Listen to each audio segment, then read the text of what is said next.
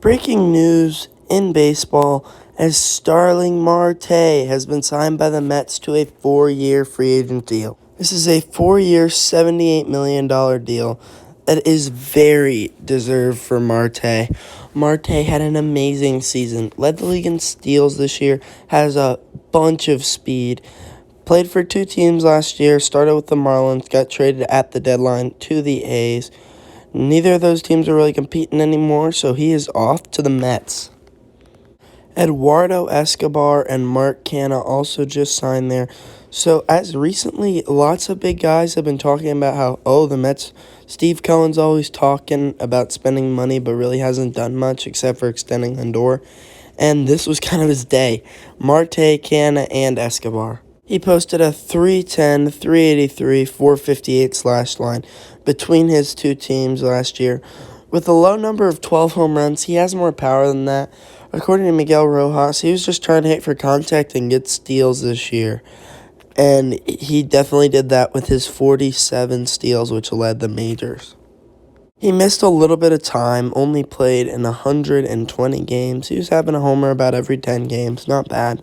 According to Baseball Savant, he had an 87th percentile maximum exit velocity and an 83rd percentile sprint speed. So that sprint speed he has wheels, but not even the best wheels, and still was able to swipe the most bags.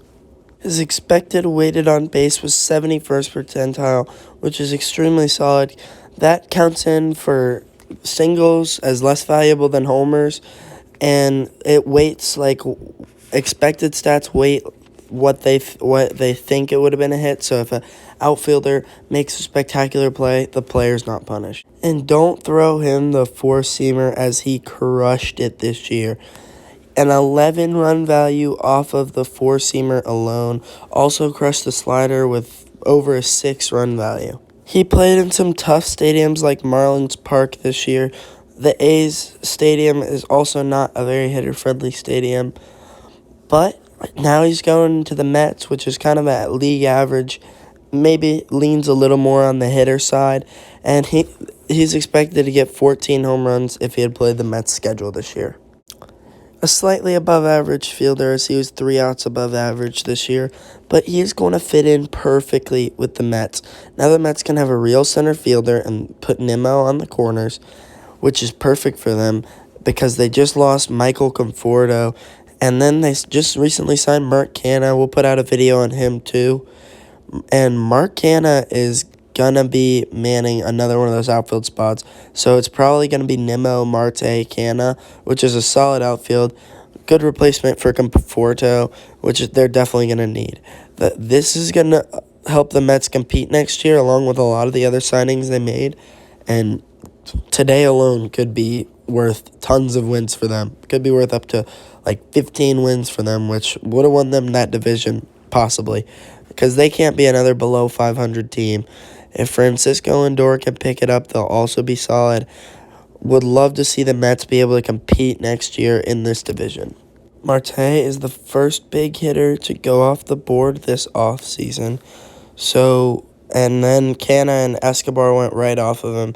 This could set the table for a couple more big signings before the possible lockout on December 2nd.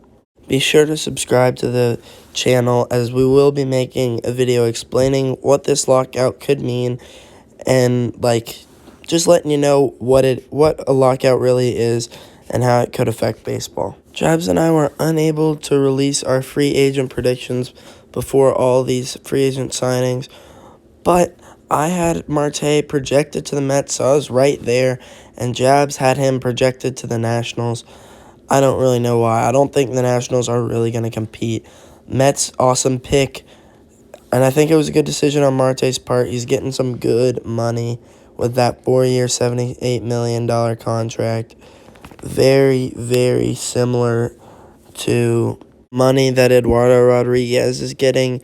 Marte's getting it for some less years, which could mean he could go and sign another contract after this one is over. 31 barrels this year to an 8.4 barrel percentage, and he was absolutely hectic on the base pass, mashing and being crazy on the base paths is going to get you a lot. Because when you really think about it, a single and a stolen base is like a double, and he had 47 stolen bases, adding a lot of value to his team, putting himself in scoring position, and scoring a lot of runs. He's going to get to be in a much more well-rounded lineup than either of the lineups he was in. The A's had some mashers, but not a bunch of guys all the way down the line like the Mets are going to have. They're going to have Lindor, Alonso, Canna, Escobar, James McCann behind the plate, Brandon Nimmo. They're going to have a lot of guys that are going to be able to drive Marte in, which is going to be great for him, as now those stolen bags are going to matter and make more of a difference. As you can see, he's got so much power. Great deal for the Mets. I think this was a great deal around. He got good money and great deal. Please be sure to subscribe.